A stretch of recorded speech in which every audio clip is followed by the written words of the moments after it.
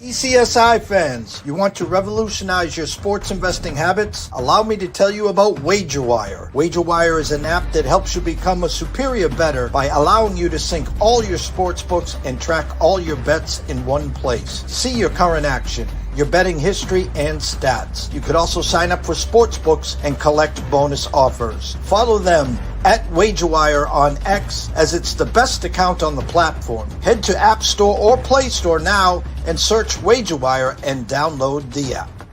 2,000 years long, we will never settle. Hard days, no way, with a heavy metal. No time, no fail, won't stop here. Like a torch to a flame when it burns hot. We won't stop, and I'm taking it higher.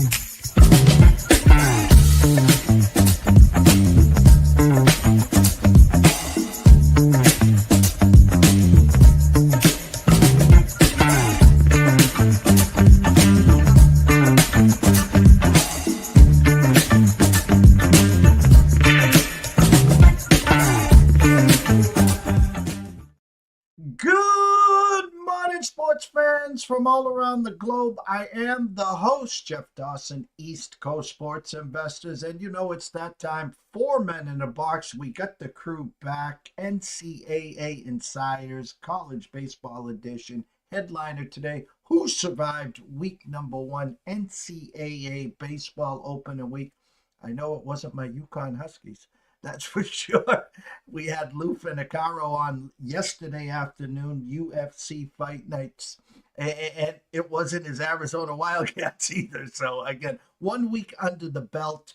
Had our great debut of the midweek show earlier this week. Now we're back for Friday Night Lights and, of course, the weekend schedule. So without further ado, let's bring in our stars of this show, Mr. Matt Grissom, Mr. Quentin Mills, and Mr. Nick Hathcote.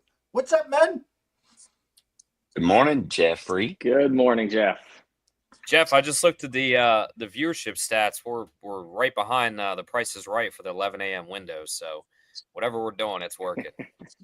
Hey, listen, build it, they will come. That was once said in the Field of Dreams, and that's what we are. We're the NCAA version Field of Dreams. 1 week under the belt. Mr. Matt Grissom on remote. Good morning. Did you survive Hello. week 1? Barely. It got a little hairy there for a little bit. But yeah, it was fun just trying to feel out how these teams are going to be.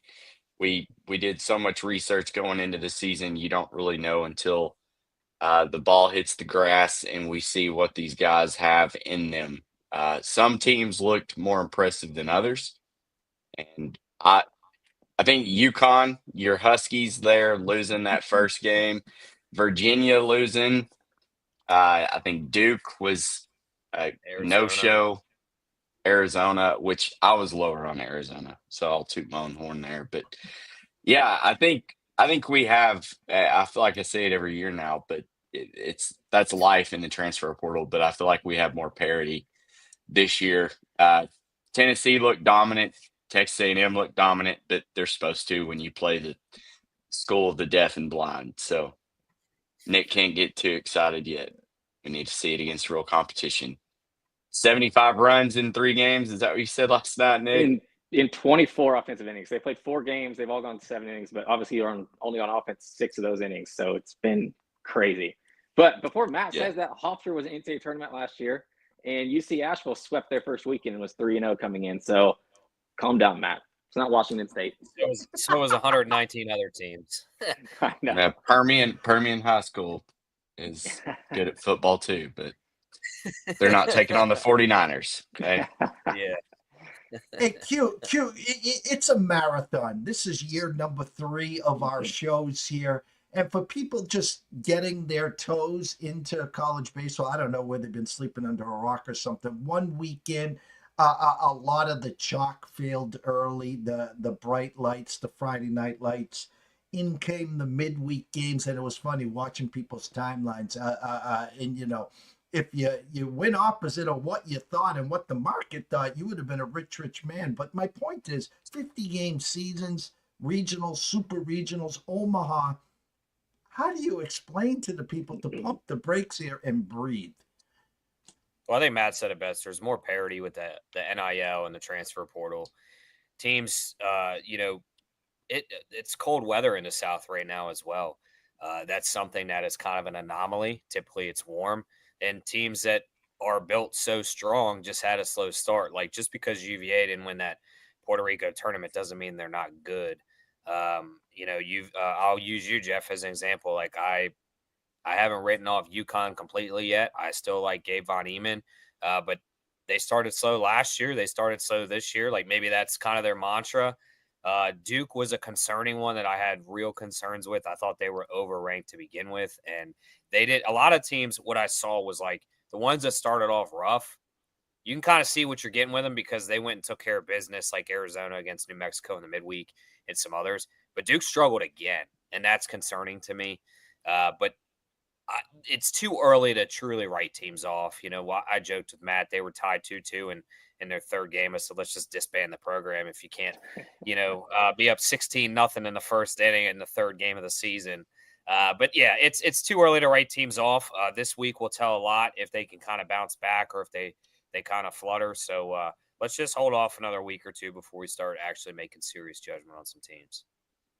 All right, Nick, you played the 6 innings, 6.5 innings. You're scoring more points than the Tennessee Vols in SEC football. You got to be feeling real good. But realistically, you like what you saw. What didn't you like, if anything, that you saw from your Tennessee Vols? It's hard to say what I didn't like, to be honest. And it's mostly not like a brag because I was messing with Matt, but yes, their schedule hasn't been great. So they've had guys like their starters pretty much are playing 2 or 3 innings. So we haven't got a great view of a lot of the like transfers that kind of came in and what to expect from them really. But like I said, Tuesday on the show, I was so impressed with the freshmen and how well they've been playing, kind of meshing. Like that's still like, I know we joke about Hofstra, but that's still like, it's such a huge gap between like high school or high school travel ball and then straight to like college ball. It's a big gap there. So I was impressed with the freshmen. I'm excited for this weekend. It's chilly here. I think it's about 35 degrees. They're planning on playing today at 2 o'clock, and it's against Samford, who is 3-1. These guys know, like Samford in baseball is nobody to kind of mess with. Like they have a good program, pretty decent talent every year. They're one of those that like they get their players swiped, like yes, by big programs because they're so successful. But it'll be a much tougher test this weekend with Samford coming into town than they've seen in the first 4 games. All right, Matt, your stage here, your Razorbacks. No Hagen Smith this year. What'd you see over the first weekend? What do you expect moving forward? Arkansas is going to win the national championship. No, I'm joking. I do think that, but not in the tongue-in-cheek manner that I said. So Arkansas started 4-0. They had a better run differential than last year. They had weighted runs created plus that was much higher than last year. They cleaned up some things on offense. I think they were able to hit around Washington State's pitching, especially in those 2 blowout games that ended up becoming run rules. So that was good to see. Pitching was elite. I think as a team we have like a 1.67 ERA, which that'll play any day. But let's get into some deeper competition, which we're going to this weekend with Kansas State, Michigan, TCU. None of them really great teams, but they're all decent, especially in a larger ballpark. I think that's going to play well for our pitching. Outside of the Hogs, I'm really high. I'm sitting here looking at Michigan State plus 105. I really like them. They're 4-0. They're facing that Washington State team who is 0-4. Struggled against the lefty when Zach Root pitched. That was one of the run rule games. And Joseph DeZerwa, one of the Big Ten pitchers of the year, he's going, assuming tonight or today. I think it's a 1 p.m. Eastern game. So you can get them plus 105. I would back Spartans right here. But there were several teams that really caught my eye that I I was going into the season really wondering what they were going to have, and then once I was able to see what they had, I feel a little bit better.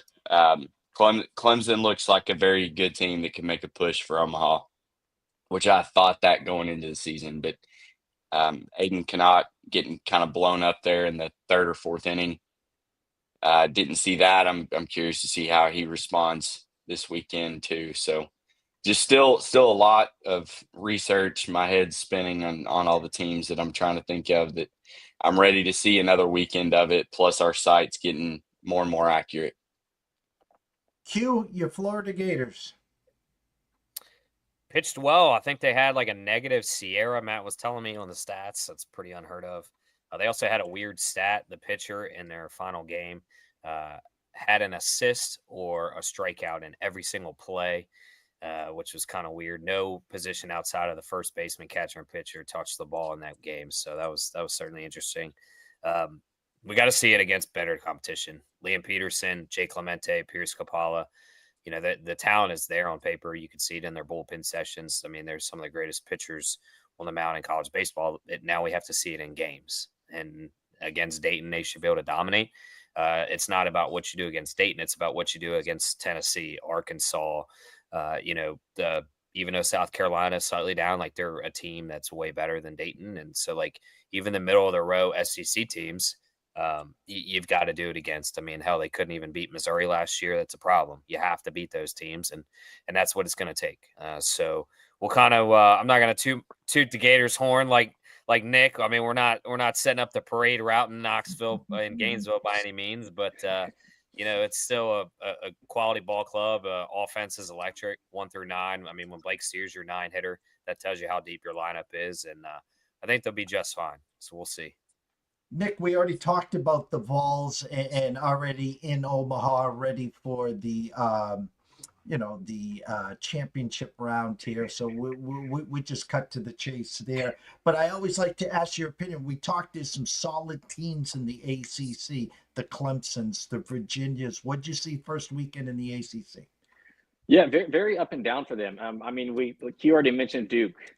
Cincinnati's not a team you should lose to. Like, if your expectations are to win the ACC and going to run to Omaha, you have to be better than Cincinnati. That's kind of plain and simple. Virginia losing to Michigan was surprising, but then it kind of helps to see how well Michigan played that whole weekend. So Michigan might be kind of one of those teams that we were down on to start the season, and looking forward, maybe they're like a top 2 or 3 team in the Big Ten. Obviously, Miami is going to struggle, man. They are rough down there again. Be surprised if he survives the season, to be honest. Clemson was great opening weekend. Kind of surprised Aiden Cannot got hit up, like Matt said, in about the 3rd or 4th inning. Offensively, they're going to be just fine. I don't think there's any doubt about that. Cam Cannarella is one of the most exciting players in the country. Their center fielder, probably a top 10 pick in the draft. Could do everything guy. I think we got him on our fantasy baseball team as well, like that we have with a bunch of guys. So it's one to follow for us. But yeah, I mean, outside of I'll say it's very top heavy, because then you do have like the Boston Colleges and the Pitts that I think are going to be pretty down this year. So I'm impressed with ACC. I think they're going to be right there, like 1A, 1B with the SEC, especially at the top. I'm just not sure they're as deep as the SEC is this year if you look at like 1 through 12. Before we get into this weekend's, the Friday Night Lights and the weekend games, I'd like to ask Matt, and then we'll go round robin here with this. Back when I was following college baseball, when the Texases were dominant with Roger Clemens and some other big name pitchers, now we get up to speed. The Rockers, the Lighters, the Paul Skeens that everyone knows, Matt Hagen Smith. Now we got a kid in Florida State, Jamie Arnold. Other than Jamie, give me some arms that I should be focusing on throughout this year that I can start scouting. I'm gonna say a Razorback, but it's not just because of the fandom. Gabe Gackle. I mean, this kid pitched as a true freshman last year in relief and is now your Friday night guy in the SEC. I think that alone tells you okay, we get Zach Root from ECU, we get Landon Bottleshees from Ohio State, who were basically either their one or two guy, and now you bring them in, and a sophomore is still getting the starting position when you're replacing Hagen Smith. I think he's got great stuff. He didn't really have to flex a whole lot in their first game. Still had a 0 ERA, but I'm excited to see how he pitches inside in some warmer weather. But that's a name to keep an eye on. Q. I'll give you two. One's a fandom pick, but he's also legit just because of lack of experience with injuries. Pierce Capala, just a lanky guy. He's like 6'8", very hard, kind of a 3/4 slot guy, lefty. It's tough to see, and pitched really well in Omaha last year. Came out and dominated Air Force as expected, but I think he's going to give a lot of batters trouble because he's so long, lanky, and has that weird arm slot from the left-hand side. I think that's tough for these college kids, but a name, and I'll probably steal from Nick here, is Oregon State has a true freshman, Dax Whitney. I mean, the kid is 98 to 100 consistently.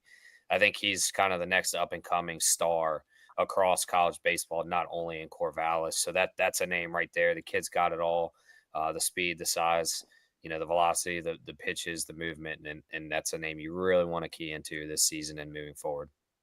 Nick. Yeah, I'll give you two quick ones only because they're in the same boat. Hunter Elliott for Ole Miss and Chase Shores for LSU. These are two guys who were injured last year after, especially Hunter Elliott. Like if you remember when Ole Miss won the national championship, he was a true freshman and kind of carried them through the postseason as a true freshman, which is in this sport is not heard of very often. So if he could stay healthy, that changes Ole Miss trajectory of the entire season. And then Chase Shores is another one where he just hasn't been able to stay healthy. But if he is fully healthy, he's a guy that you're looking at. He's a top 5 pick in the draft. He's up there with Jamie Arnold because he's another guy who's tall. He's throwing 97 to 100, like pretty consistently. And then he's their Sunday guy right now. But obviously, Cade Anderson, their Friday guy's kind of a little bit more proven. So if he's their Sunday guy and can stay healthy and as good as he is, that kind of like, I know me and Q at least are a little bit kind of, I wouldn't say like extremely down on LSU, but we're a little like wary of them just because of all their newcomers and the ability to stay healthy on the mound. But if he stays healthy, LSU is a team where it's like that kind of puts them over the top and they can be dangerous. I'm looking at go ahead. I'm gonna pat Nick on the back here because I didn't think that it was gonna go as successful as it did in his first outing. But Liam Doyle actually leads the league in Sierra right now. The transfer from Ole Miss. Didn't think he was going to be able to come over and just immediately turn into an elite pitcher, which jury's still out on that. We'll see, but that is something, hats off to them. And then I went back. You had tweeted me after Carson Wiggins came out, 4 straight pitches. His first 4 pitches is an Arkansas Razorback, 100 miles an hour, 100 miles an hour, 100 miles an hour, 100 miles an hour. When you've got a guy that Dave Van Horn said we really didn't think we were going to run rule him because we really wanted to pitch a couple more guys. When you can't get to all your pitchers and you get a guy that can go in there and throw 100 miles an hour, like depth for this Razorback pitching squad is unreal, considering that there were 2 other arms he wanted to throw this weekend, but we couldn't because of the run rule. I'm looking at Wager Talk right now. I see some big prices on the board. Ohio State, NC State currently right now. NC State open at $290, now $315 at DraftKings. Oklahoma minus $298 against Minnesota. TCU minus $270 against Michigan. Some Alabama only $160 against Coastal Carolina. Here's a shocker. So Oregon State minus $130 against Virginia. Nebraska only minus $120 against UL Lafayette. Nothing up on A&M and Irvine yet.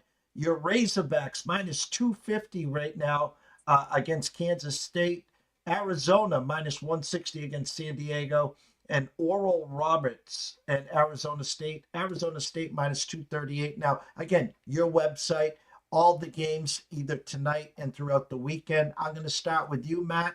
Any leans, anything in pocket? What can you tell? Standing room only right now on Twitter, guys. Yeah, I played Michigan State. As I mentioned earlier, Joseph Giserwa pitching the lefty. I think Washington State's lineup is going to struggle against him.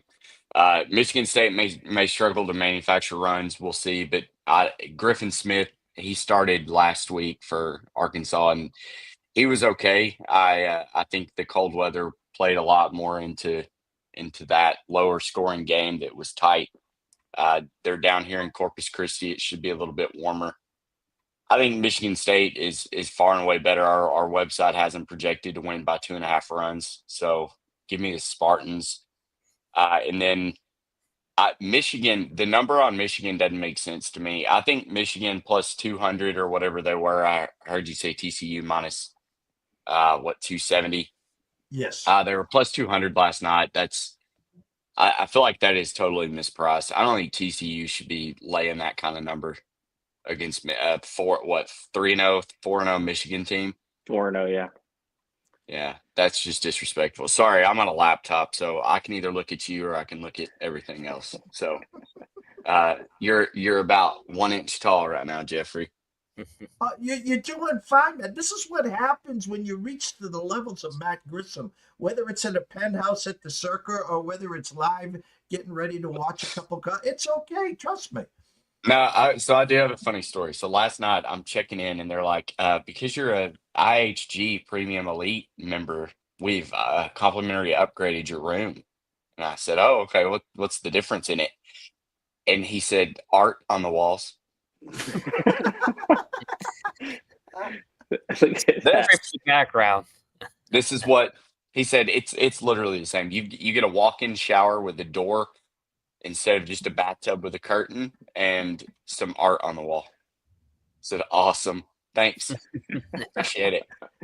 You should send this to your sponsor down at Circa and say, hey, this is what I get when I travel other than the Circa. How's that? Yeah, Circa gets that takes a little bit better care of me. Q, what does your eye see tonight and for the weekend? I'll give a free play out here is UConn money line. I think Jim Penders is too good of a coach. Be on the mound.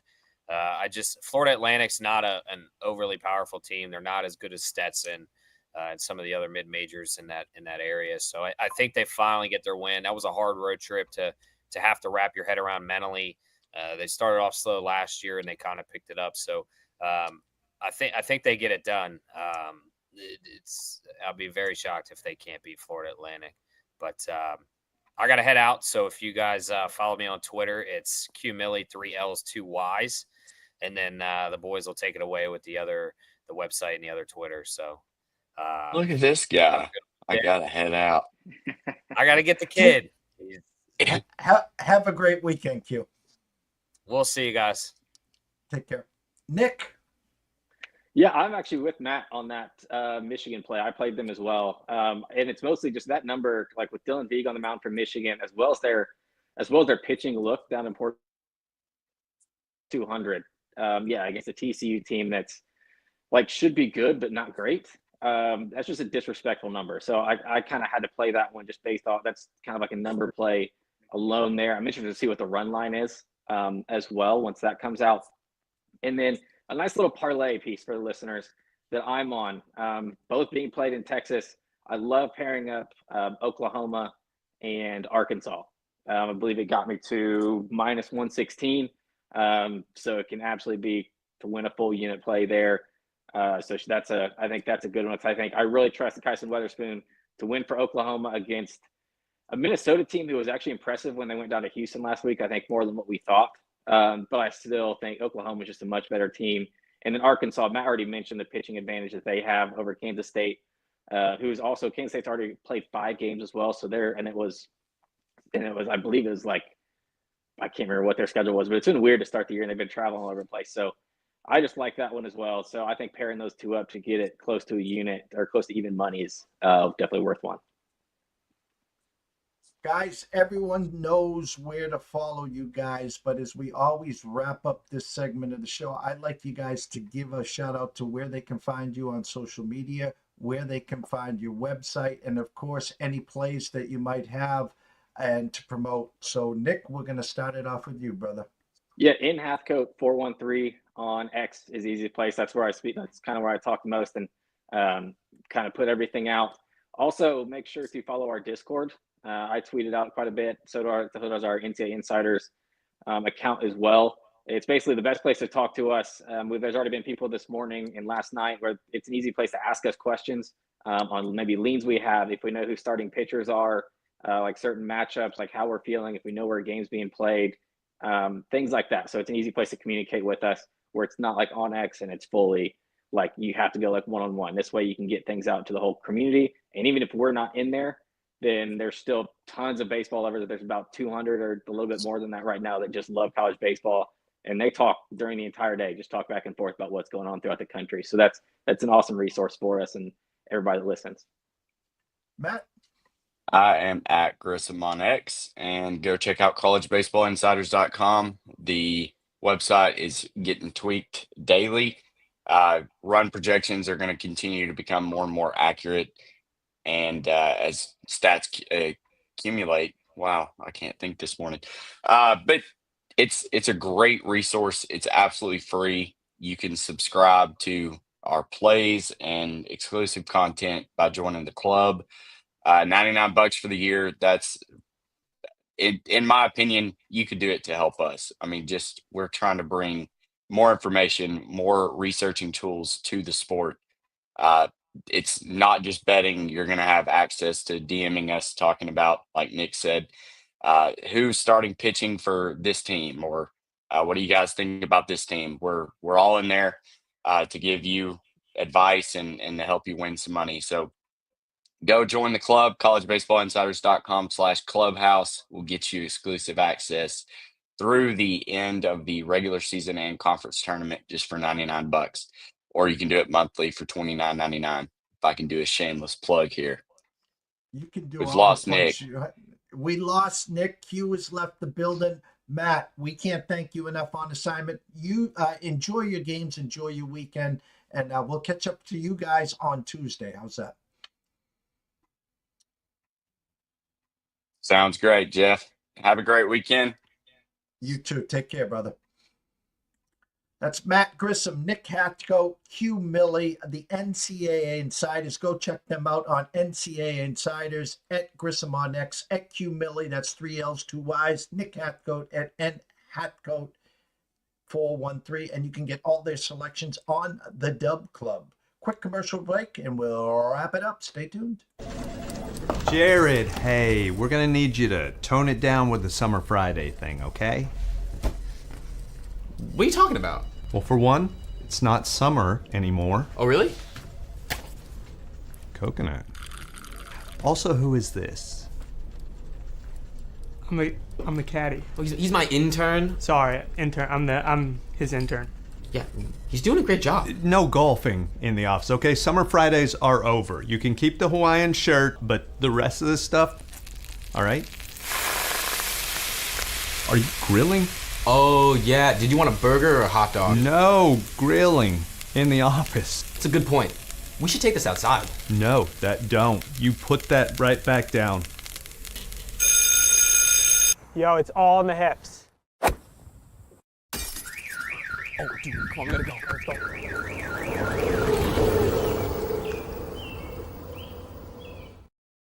I love me some college baseball, as most of you guys know. If you don't, you're going to know now. I am live from Cape Cod, Massachusetts, home of the second greatest summer baseball league, the Cape Cod Baseball League, where I live about 15 minutes from 3 fields, whether it's the Katuitt Kettleers, the Falmouth Commodores, or the Hyannis Harbor Hawks.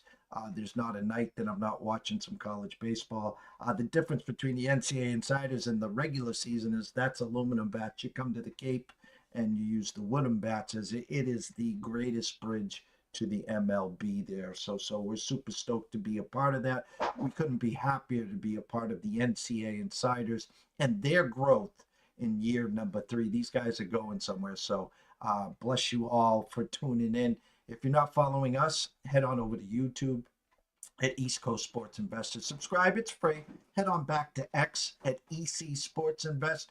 Follow us. We'll follow you back. Trust me. If you have any questions, comments, concerns, ask them. I'll answer you. We don't bite. Trust me on that.